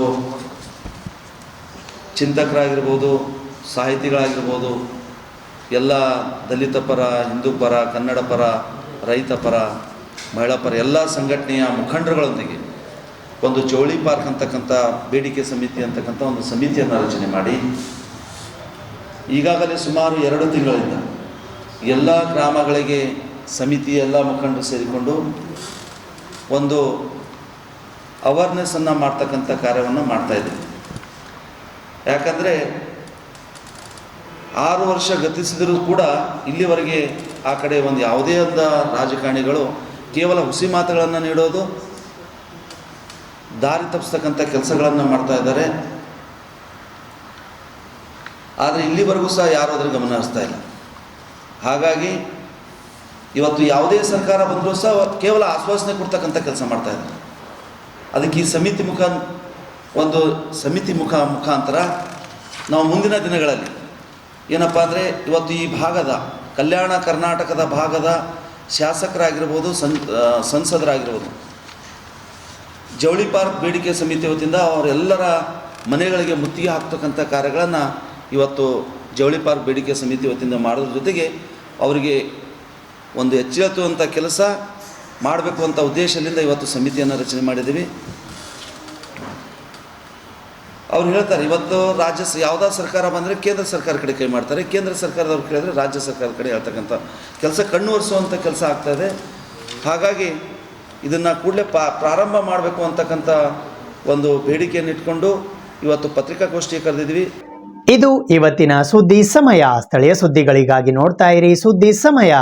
ನಿಮ್ಮ ನೆಚ್ಚಿನ ಸುದ್ದಿ ಸಮಯವನ್ನು ಡೆನ್ ಸೆಟಾಪ್ ಬಾಕ್ಸ್ನ ಚಾನೆಲ್ ಸಂಖ್ಯೆ 746ರಲ್ಲಿ ಪ್ರತಿದಿನ ರಾತ್ರಿ 9 ಗಂಟೆಗೆ, ಮರುಪ್ರಸಾರ ರಾತ್ರಿ 10 ಗಂಟೆಗೆ ಮತ್ತು ಮರುದಿನ ಬೆಳಿಗ್ಗೆ 8 ಗಂಟೆ ಮತ್ತು 9 ಗಂಟೆಗೆ ವೀಕ್ಷಿಸಬಹುದು. ಇದು SS ಡಿಜಿಟಲ್ ಚಾನಲ್, ಶ್ರೀ ಸುಮಂಗಲಿ ಡಿಜಿಟಲ್ ಚಾನಲ್. ನೀವು ನೋಡ್ತಾ ಇದ್ದೀರಿ ಸುದ್ದಿ ಸಮಯ, ಸ್ಥಳೀಯ ಸುದ್ದಿಗಳಿಗಾಗಿ. ಸುದ್ದಿ ಸಮಯದ ಪ್ರಾಯೋಜಕರು Mahalakshmi jewellers, gold hub, main road, Kalaburagi ಮತ್ತು ಅರುಜೀವ Kalaburagi. Welcome to Arujiva. Experience holistic wellness through Ayurveda, naturopathy, yoga, dhyan, and satsang. A state-of-the-art gym, serene wellness spaces, a refreshing swimming pool, comfortable accommodations, and a sprawling 30-acre green farm provides everything you need for your healing. Come, heal, and rediscover yourself. Arujiva, where ancient wisdom meets modern wellness.